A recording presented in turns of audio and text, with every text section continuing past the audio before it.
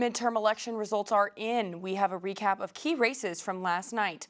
We have a recap on the governor's and superintendent's races and an update on elections nationwide. And a new blast of colder weather could be here to stay. This is OU Nightly.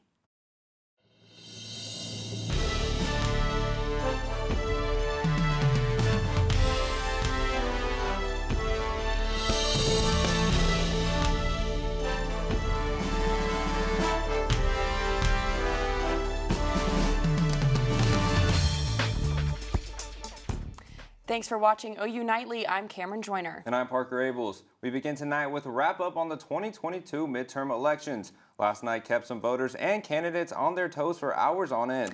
OU Nightly reporter Jayden Brannon is live in Oklahoma City with a recap of the governor's race. Jayden?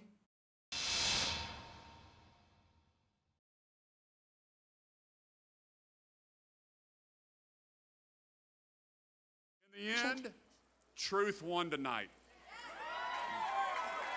And we are going to continue to build Oklahoma with strength and vision for the next generation.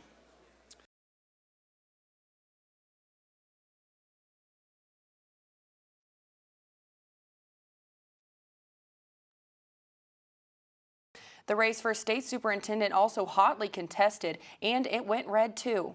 Republican Ryan Walters took the race with 56.8% of the vote, while Democrat Jenna Nelson had 42.2%. OU Nightly's Olivia Dague was at the Nelson Watch Party last night. She joined us live from an elementary school here in Norman. Olivia? Parker, lots of teachers at schools just like this one have been keeping a close eye on this state superintendent race. We know that many of them were supporters of Jenna Nelson, a former Oklahoma Teacher of the Year. Now, with a new state superintendent, a lot of educators have to consider their path forward. Electric energy at the Republican Watch Party last night. The race for the state superintendent of public education in Oklahoma is over, and Republican and Stitt's right-hand man, Ryan Walters, took the seat. Walters is sticking with Stitt's education savings account, where parents can choose to send their kids to private or charter schools. Walters also says there should be less liberal politics in school curriculum. Sex education, you have transgender education that's being pushed into the classrooms at early ages, you have critical race theory and these divisive concepts instead of a focus on the basics. And they see this as radicalism. This is stuff that is not in line with Oklahoma values. Even after her loss, Nelson has a message of hope for her supporters. Keep up that fight. Write your legislators. Keep involved with your local school boards. Keep making a difference for the 700,000 public school children who need every single one of us every single day. I talked to lots of teachers last night that are worried about the future of their jobs. This comes after Ryan Walters made comments about revoking teacher licenses over things like banned books that are banned in state classrooms. Now, for the teachers that are concerned, it's just a matter of waiting and seeing what time will tell. Reporting live in Norman, Olivia Dague, OU Nightly. Thanks, Olivia. Now we shift our focus to some key national races that could determine control of the U.S. Senate and House of Representatives. OU Nightly's Coyle Taylor joins us live in the newsroom with the latest. Coyle, the Senate and House are still up for grabs?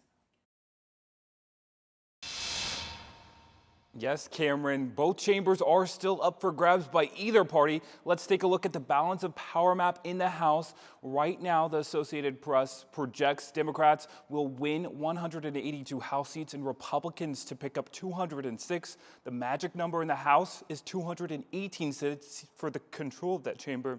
And the GOP sits 12 seats away from picking that up. Let's move to the Senate right now. The balance of power looking shaky there. We go to first the Georgia Senate race, and this one's headed to a runoff. No candidate got over the majority vote, 50+1, and this one's headed to a runoff on December 6th, days after the SEC championship game, so Georgia's going to be flooded with more political ads. We move on to our next race in Arizona.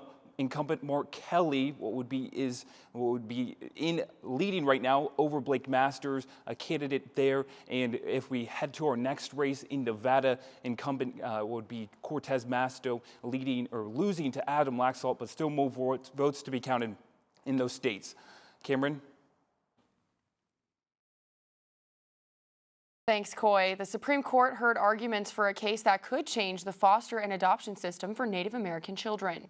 A few hours ago, there was chanting, singing, and praying for the protection of the Indian Child Welfare Act on the steps of the Supreme Court. The law says that when Native children go into the foster and adoption system, the state has to try and place them with Native families first. The Halan v. Brackeen case could change that. This morning during arguments, the Brackeens attorney said that this is the priority. The priority is racial discrimination, and it's unconstitutional for the state tribes to force states to enforce this law. However, the tribes say they feel they aren't the same as other racial groups and that they have a special political classification that makes the distinction not based on race. The court is expected to make a decision on the case this summer.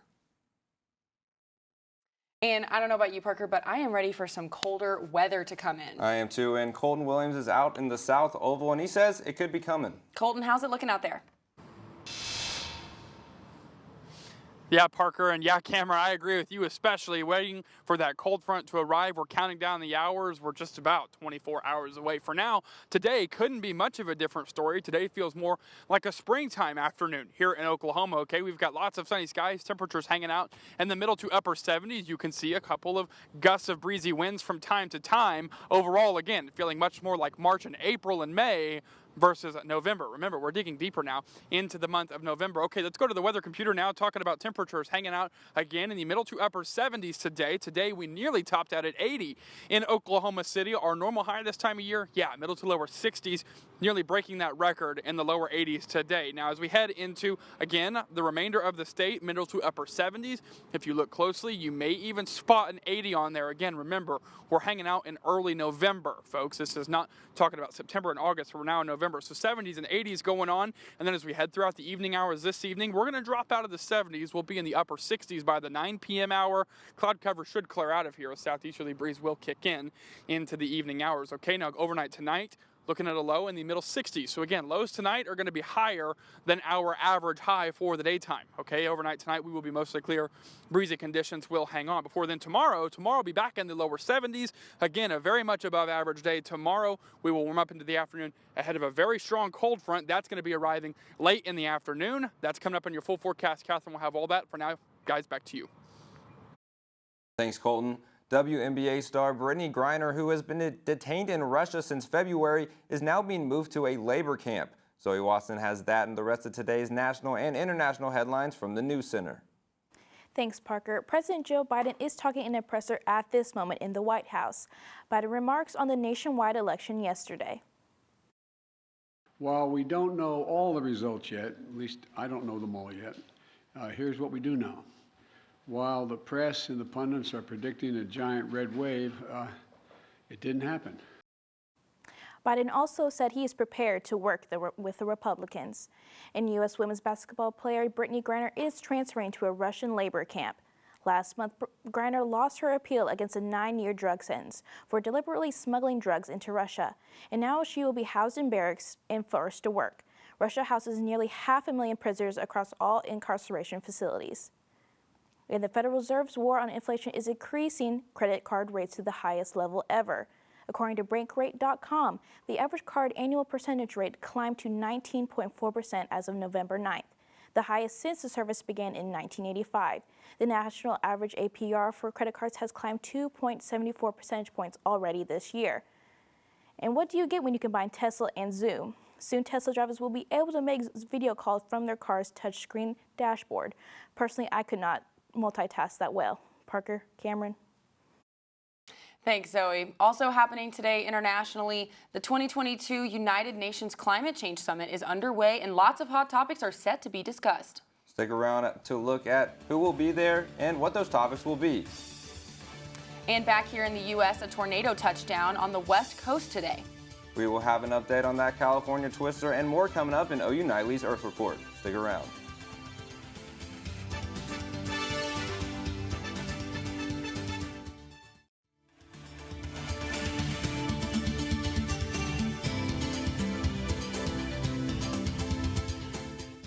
The 27th Climate Summit is on its third day, while the United States is feeling the heat when it comes to climate change. Bailey Coyle has these stories and more in Earth Report.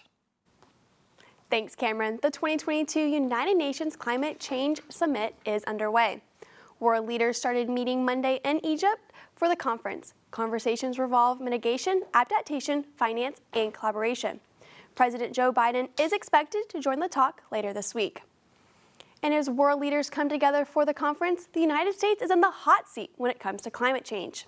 A government report found that the U.S. is one of the world's worst contributors when it comes to the climate crisis. The study shows that over the past 50 years, the U.S. has warmed 68% faster than the rest of the planet. Temperatures here are 2.5 degrees warmer than the rest of the globe. And over on the West Coast, the National Weather Service is confirming that a tornado touched down near Galt, California. The twister has been classified as an EF0 tornado with the estimate winds up to 70 miles per hour. And although the tornado was relatively weak, it did rip off a tin roof off a barn, blow into power lines, and blew off the windows of a bus. And instead of using AC, a school in India is using various natural cooling systems to keep their building cool. Cameron and Parker, I bet they have pretty cheap AC bills. Yeah, I bet they do. Thanks, Bailey. Well, another natural disaster on the East Coast. Florida is bracing for yet another historic hurricane. When we come back, we'll give you more information on what makes Hurricane Nicole different, as well as a look at our own weather here locally. Catherine, what can we be expecting? Well, we can be expecting some strong cold air to move into our area. I'll have the timing of when it will arrive and how long it will stay coming up right after this.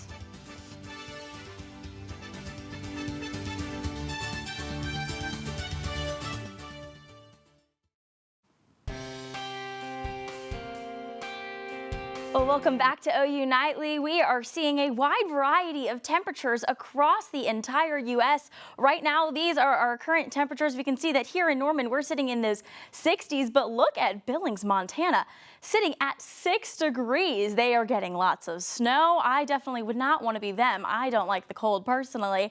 But then we can see down in Miami, they are sitting in those 70-degree temperatures. So that cooler air is going to be making its way into our area. But across the entire country right now, we are just seeing lots of different types of weather. We can see up in Billings, Montana, where they are having that 6-degree weather. Right now, they are seeing lots of snow. And then down just off the coast of Florida, they are about to experience some tropical weather. So now let's track Nicole. We can see that this is Tropical Storm Nicole, and it is going to be strengthening as it makes its way towards hitting the eastern part of Florida, and then it's going to make a turn as it heads into the panhandle of Florida, and then continue to dump lots of rain into Georgia and the Carolinas. But back here in Norman, we are not seeing any rain. We are seeing some beautiful conditions outside right now, live on the Norman campus. Cam, we can see that it is sitting in those 70-degree temperatures. Now, as we look to tonight, we are going to drop down into those 60s. Now, as we look at our evening tonight, we're going to drop down to a low about 65, which is still way above our average for our highs for this time of year. So we are just going to see a very warm night, but it's going to be pretty calm and quiet. And then tomorrow we are going to see some fairly similar temperatures. We can see that McAllister and Muskogee are going to see those 80 degrees like we saw today, but then we are going to have this rain move in. Now, it's not going to be anything severe, but this rain could give us about an inch or two. We'll see. We'll have to see tomorrow, but then that is going to clear out as we move into Friday, and behind that is going to be some very, very strong cold weather. This is going to be coming into not just us here in Norman, but across the entire country. That's going to drop us below average. And then as we head into our 7-day, like I said, Thursday evening is when that cold front comes in, and then that is going to set us into the 40s and 50s for the rest of this week and into next week. We do have a chance for some rain next week, but that's all for now. Back to you. Thanks, Catherine. Tropical Storm Nicole is gaining strength as it moves toward Florida tonight. It's expected to hit shortly after midnight as a Category 1 hurricane, and millions of people are bracing for the historic storm. This would mark the first time in 37 years that a hurricane has made landfall in the U.S. in November. Evacuations are in place for several counties. Officials urge all Florida residents to take precaution before it's too late. Today marks the beginning of the early signing period for all spring sports, and I hear that the Sooners had a pretty good day. Yeah, Cameron, and Sydney Bush has more information on who all OU signed. Sydney? Legends are in the making as new Sooners declare their official commitment to OU athletics. And the Thunder won't be a deer in headlights as they face the Bucks for round 2. We've got the deets next on OU Nightly.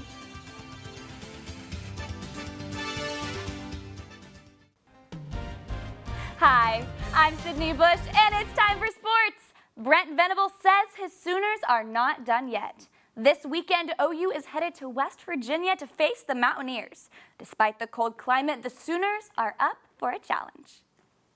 You know, it's forgotten, but those guys in that locker room don't think that, and those coaches don't think that. You know, if that's the case, why don't you just end it now? You know what I mean? Because that's what some people report. Yeah, definitely. I mean, the coaches kind of hit on it. They're saying it's hard to win in West Virginia, you know, especially with me. You know, the big thing that pops out is just the cold weather. You know, I've watched some games of OU playing in West Virginia in the past, so I know the kind of atmosphere they bring, how loud it gets. You know, the games have been respectively close. I've watched in the past, so it's going to be a dogfight. You know, we're ready for it. New Sooners are dotting their I's and crossing their T's as they commit to OU on today's early period National Signing Day. Women's basketball picks up Landry Allen from Tuttle. Over on the green, men's golf swung 7th-ranked PJ Maybank. Women's gymnastics took 2 top 10 recruits in Hannah Schiebel and Caitlin Smith. And former MLB outfielder and OU assistant coach Reggie Willett's son, Jackson Willets, decided to call Oklahoma baseball home. Tonight, OU volleyball resumes Big 12 play while riding a 2-game conference win streak. The Sooners are set to serve Texas Tech at home tonight at 6 p.m. OU dropped their last matchup against the Red Raiders on October. This Saturday, Norman welcomes a team from the Lone Star State again as the Sooners face number 1 ranked Texas. Returning home for a midweek matchup, the Oklahoma City Thunder host the top team in the East, the Milwaukee Bucks, tonight at 7 p.m. After falling to the Bucks 108-94 on Saturday, Thunder head coach Dague sees this as a chance to tangle with the best in the league. Yeah, I mean, playing against the best teams is a great opportunity because it's the most accurate barometer of where you're at. And, you know, I thought, you know, against that team, you really have to work to score, and they make you work. That's why they're a great defense. And I thought we had some nice attacks and nice possessions, but not enough. But I thought first half defense, toughness, rebounding is what let us down tonight. Well, with all these good games coming up this weekend, I'm going to need a sweet snack. Reese's are my go-to game day treat. Parker, Cameron? Well, I personally love me a good chocolate bar. Oh, I do too. And surprisingly, inflation prices aren't hitting the chocolate industry too hard. Find out how this sweet treat industry is doing when we come back.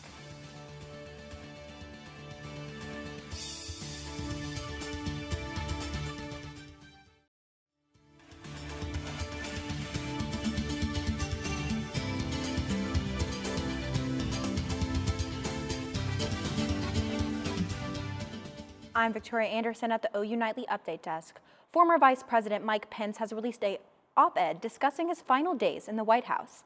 Pence details his refusal to help Trump overturn Biden's win. The full memoir is planned to release November 15th, the same day Trump is predicted to announce his 3rd bid for presidency. Cameron, Parker. Thanks, Victoria. The chocolate business is looking pretty sweet thanks to booming sales despite inflation. Data shows chocolate sales hit nearly $18 billion in the U.S., up more than $3 billion compared to 2019.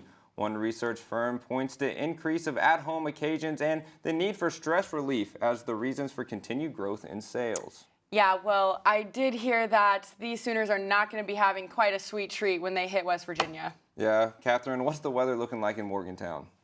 Well, Parker and Cameron, they're definitely not in for a sweet treat when they see these temperatures. They've been used to playing in those 70 degrees. Well, they're going to be seeing 40-degree temperatures with very strong winds. So the Sooners are going to be in for a bit of a shock this weekend when they step out into Morgantown. But back here in Oklahoma, we are also going to be in for a shock because we've been seeing those 70-degree temperatures. But then as that cold front comes through, we are going to see temperatures in the 40s and 50s.